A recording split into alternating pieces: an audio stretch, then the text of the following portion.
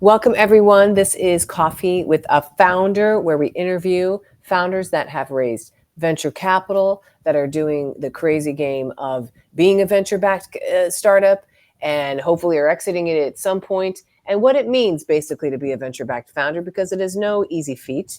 With us today, well, first of all, I'm Beck Bamberger. I'm a founder myself. We've been working with venture backed founders and venture funds for many years. And with us today, actually, where are you coming from? Rohan, where are you New right now? York. You're in a box. We're, You're in New York yep, right now.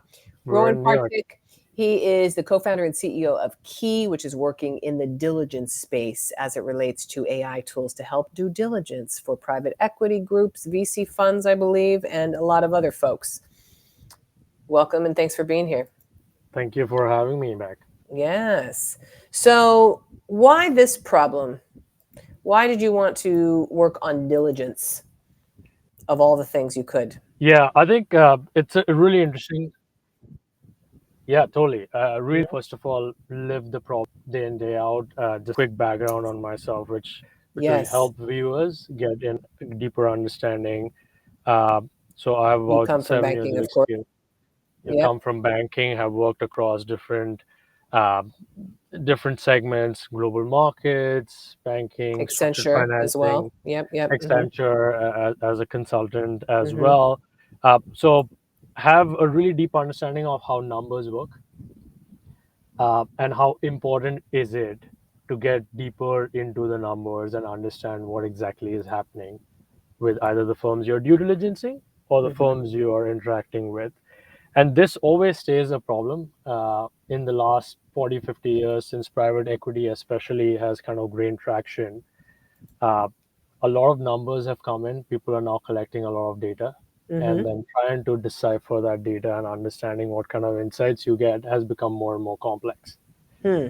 And it's become not anymore a luxury, but actually table stakes for you to understand what's actually in those numbers. So, if you could break it down for us, what is the current mode of operation for diligence? Because I know for those who have maybe gone through it to raise capital, you're like this. It can range from laughable to painful, to say the least. Like from venture capital, how is it typically now? Would you say in like a PE shop when they're running Yeah. diligence? So PE shop is a lot more structured. In Yeah, venture capital, yeah. obviously, you're looking at founders. If you like the founders, if you like the vibe, and if you like what they're doing, you're looking at almost 80 to 90% work done. However, private equity, completely different. You're looking at the numbers. You're looking at what how you can grow. You're looking at what other organization changes do we want to bring, Hmm. and so for that, the process, unlike VC, takes almost 4 to 8 months sometimes to go through. And it's a very, very tedious Hmm. process where you collect data, you clean the data, and then you start bringing that together into a format which makes sense for you to read into, and then collect your insights. And so it's a tedious Ugh. process of data collection, data cleaning, uh, data manipulation, data aggregation, and then finally, like data analysis, and then getting insights from it. And all of this is very critical, because if one of these go wrong, your estimation of what you're looking at could literally be Hmm. affected. So very, very critical in private equity to understand the numbers and the insights behind the numbers, which has always been a pain point, because private equity still exists and will probably in the near future will exist in Excel sheets, Just will talking with exist Excel with in someone else just a second ago. Yes, the damn Excel sheet. Yes, yes. Hmm. they're not going anywhere. Folks love Excel and they will love Excel, but we're bringing in a lot of ability to work with Excel along with Hmm. additional features and functionalities, which will help you crunch that data that you So found what's really, the, really now good. let's break it down to what's the savings then? I use Key instead. Yeah, Now what am I shaving off from that 4 to 8 months of horrendousness? I think there's a lot of savings in terms of Hmm. time, because usually uh, analysts, associates, VPs spend about 2 to 3 weeks in just like going through cutting this data. But there's a bigger level, and it's not in terms of saving, Hmm. it's in terms of actually being exhaustive and creating alpha so that you have an Mm-hmm. edge, which is what we are aiming for. I think our main thing is, yeah, I mean, we save hours, that's Yeah. great. But what we really try to do is make our analysis exhaustive. So you're looking at every possible angle, which sometimes you might have even forgotten about, Hmm. and then trying to get insights from that. So really giving you an edge, and that edge is just like at this point of time is not about like, oh, how many hours did I save? That edge is about if I get that edge, I can actually execute the Mm-hmm. deal a lot earlier and in a lot more better terms than the other competitors who did not know about it. So it actually comes down to, and when you're working on deals which are 100, 300, 500 million, that edge is absolutely everything that an investor Oh yeah, needs. it's the alpha. And for those maybe not as familiar, like the creating alpha is like, how do I get the excess returns, beating what is the standard, even considering all the risk and all the things. So this like chasing alpha thing is quite the thing in finance, as you know too well. Mm-hmm. Yes. So yeah, it's not only this the time saving. It's like, oh wait, with more information that I have accurately collected, now I can get a return that's maybe a 0.5% more, or even because even the decimal point increases can be a lot out there. Mm-hmm. Absolutely. Absolutely. The North Star metrics for funds is return to Yes. investors. And we're hitting that rather than just focusing on saving hours. So how has it been being a founder versus being previously where you were a director of investment banking at Natixis? You were, of course, at Accenture. There's a lot of folks, of course, who come from they worked at big corporate and now they went into running their own startup because they lived and breathed the problem. How's it been for you? Yeah, it's an interesting Yeah. journey. So just again, going back to my background, the good thing is I was born into a family of Yes. Okay, entrepreneurs. that's helpful. Uh, Dad, mom, grandfather, grandmom all started Oh, their own dang. businesses. Even So grandma. Cool. yes, yes, grandma is a Wow. rock star. So definitely started her own business, and I think it's really interesting. I was born and brought up with always looking at things from a perspective of what can you Mm, start with a mm, pain point.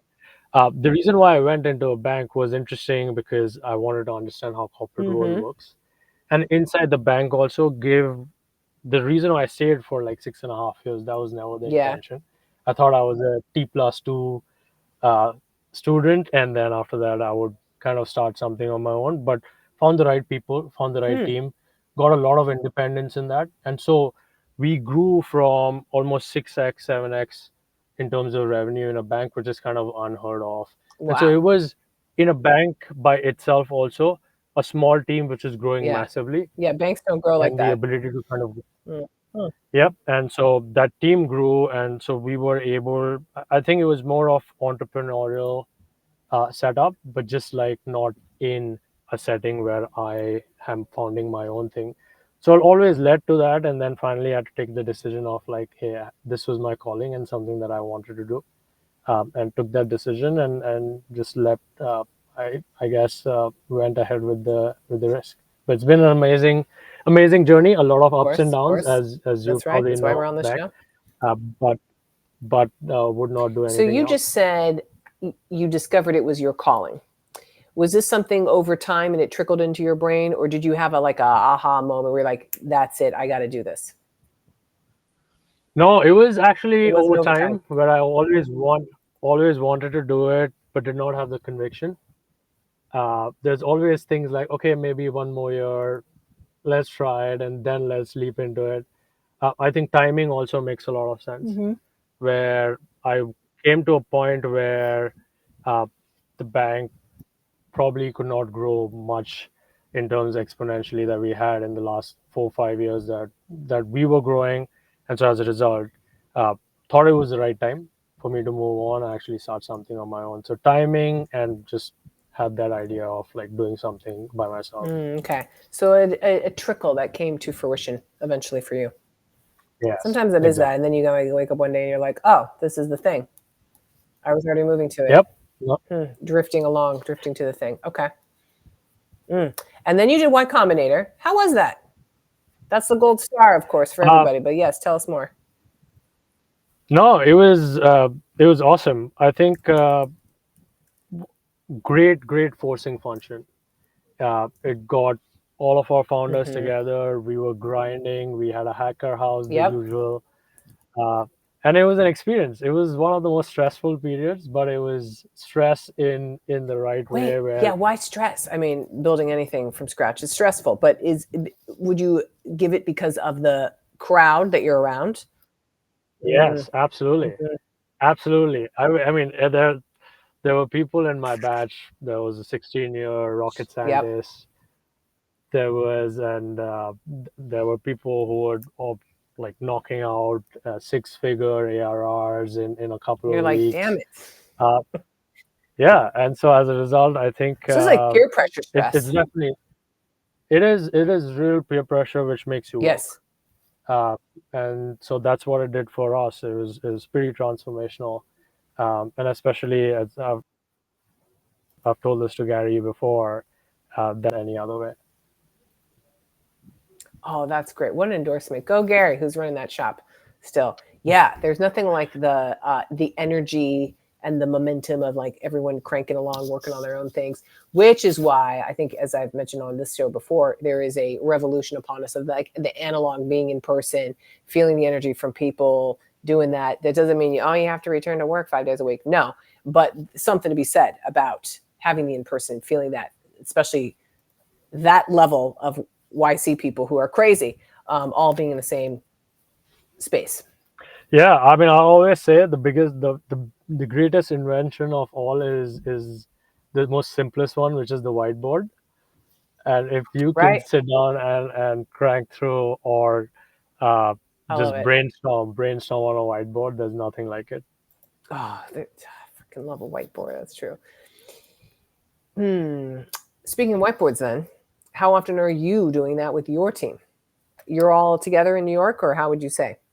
Yeah, I mean, most of the full-time team is based in New York, uh, Mm-hmm. and I think that's in an early stage startup. You just need to be around. There's just so many synergies Mm-hmm. uh, of being around. And I mean, there's quite a few startups which have been virtual also, Mm-hmm. but we do feel like being in an environment where you're working with finance, like private equity folks, who themselves have long hours. There's no reason why you should not be in person and right next to the customers. And Mm-hmm. so that's the ideology. And yeah, most of us are in person and in New York. Mm-hmm. Mm. Nothing like that. And you're also in finance, which New York is the capital of that. Okay, speaking of, how important do you feel that is to be like in the center of it all? There's controversy around this with, oh, you don't need to be, you need to be, you could be, town is equally distributed. You could be anywhere doing the things and stuff. And then the other side is, it is like, no, you need to be in the center of the world, in this case of money, in New York City to be grinding and doing it all. Your take on that? Yeah, I think it's pretty interesting. It depends on like who your end customer is and uh, what their day to day looks like. Yeah. And so, like, if you were selling to, let's say, B2B enterprises, and most of those B2B clients are virtual themselves, then it's just a culture that you set where you don't need to go in person. However, a good amount of our clients, a lot of transactions happen in person. You go visit those Mm-hmm. companies that you're due diligencing, etc. So that's ingrained in their culture, and we feel like there's no need for us to change any of that. Like if our clients like to be in person, interact in person, I think we need to kind of deliver the part of the value that our system has, not only from a solutions but also from a client relationship perspective.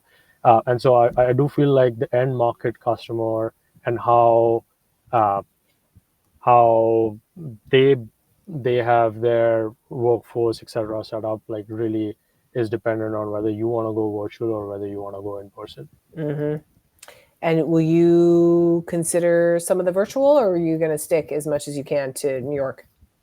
I think for us it's like interesting because all client relation aspects where you're interacting with the client will still be in person, but we've seen synergies of where you can have your engineering etc. You are able to scale that to having some virtual options also. And so we kind of you will use the dual approach where if you are facing the client, it will be in person, and that's what we enjoy. And then if you're probably more on the back end side of things, cranking through uh, the code, the website, etc., that could be a dual mix between virtual and in person. Okay, that sounds good. How about finding the right people at your team? Lots of I was just reading an article like a bot interviewing, another bot, and it's like, oh my god. And people being more like, you know what, I'm going to meet you in person. I need to see you in living, breathing in front of me. No hackery, no trickery going on here with any AI type of stuff. What's your technique? Yeah, I mean, I think finding the right people is always tough, and I don't have any mastery on that. I'm still figuring it out ourselves. We're still figuring it out here. But I think where we realize as we're growing is culture is very, very critical. Mm-hmm. And so having the understanding of being client first, having the understanding of like really working together as a team, and when you have fire drills, and then making sure you're there. All of this matter, and we index a lot on these things more than anything else. And so, uh, you know, if it's client facing, then even if you're in another city, like either we will come and visit you and interview you, or you come and visit us and you interview us. I mean, that's the part and parcel. Mm-hmm. And so we do get indications where people might not want to do that. And so that's just not a culture fit for us. But Yep. I think we do emphasize a lot on culture, and that's because um, that's how we want to progress ahead and scale. Mm-hmm. You mentioned fire drills. We're all doing fire drills often. If you're a venture-backed startup, especially for a founder, how do you consider fire drills, and how do you process them? I think fire drills are great because again they're a forcing function, Yep. and they help you look deeper into edge cases that you might not have looked at. And so if people say that they haven't done fire drills, uh, I'm like, who are you? I don't know what you're talking about. Yeah. yeah, I mean, because fire drill comes from urgency. The fire drill comes from the fact that you are trying to perfect your product. So it's a part and parcel. I think that's the stress that I sometimes enjoy. Is like, how do we make sure we have 3 hours left and we need to before client, and how do we make sure that we get to it those 3 hours? So it's a part and parcel, and I kind of enjoy that environment sometimes. You like it because it's a forcing mechanism. Yeah, I mean, it is a forcing mechanism. Absolutely. Yeah. Do you feel most people feel that way too? Not sure. I think I definitely have a different viewpoints across a lot of other topics, but I do feel like for me, and I've handled that stress during my banking period also. Yeah, you were Stress, a banker. Were you, by the way, were you already doing like 17 hours a day, and that was like the experience as a banker? Because I find that I would imagine then going banking to a startup is like, it's kind of the same world in a way. yeah, no, I think as I said, I've worked across different departments. So Yes. worked across trading, which is like 6 to 6, Yeah. but that 6 to 6, you don't move uh, an inch from your desk. Yeah. You have your lunch, everything there, and Hmm. then gone through those 10, 15 hours, 16 hours also. So I've done both of them, and feel like both have their own aspects of like what made me a founder, the stress that comes with it, all the long hours that come with it. Mm-hmm. But you love it. Yep, absolutely. You're, I you're, love it. yeah. Well, and I hope you do because you're in it for some time, for at least now. Yes, it's difficult to not. It is difficult to survive in this space if you're not passionate Oh, about it. oh, no.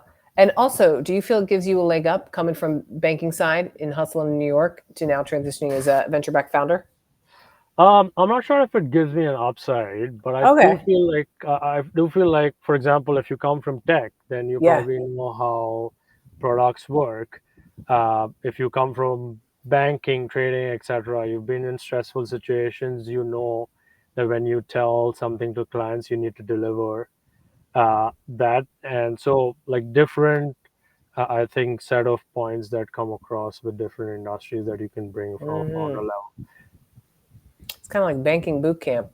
Prep you for a startup. Well, Absolutely. Rohan, I have to go. I got to go on my next call. We've already like chatted here. Appreciate you being on today, live from New York. Rohan Parikh, he's co-founder and CEO at Keye, doing all the AI due diligence for all the funds that are out there that otherwise are taking 4 to 8 months, as you said, to do this. God-forsaken. I cannot imagine this. That would be my hell. That'd be my hell. Ronan being in a PE shop, being like, I need to work the next 6 months figuring out if I'm going to get any smithereen of an alpha on this deal. Yes. Lord, That wow. is the industry. Well, hoping to change that a little That's bit. what I'm saying. Thank God you guys exist. Because if I did have to exist in that world, I'd be like, we need a better solution here. Absolutely. Well, thanks a lot again, Beck. Really appreciate the time. Um, and we'll talk soon. Thank you so much. Anxiety helps you get to the next level. Appreciate it.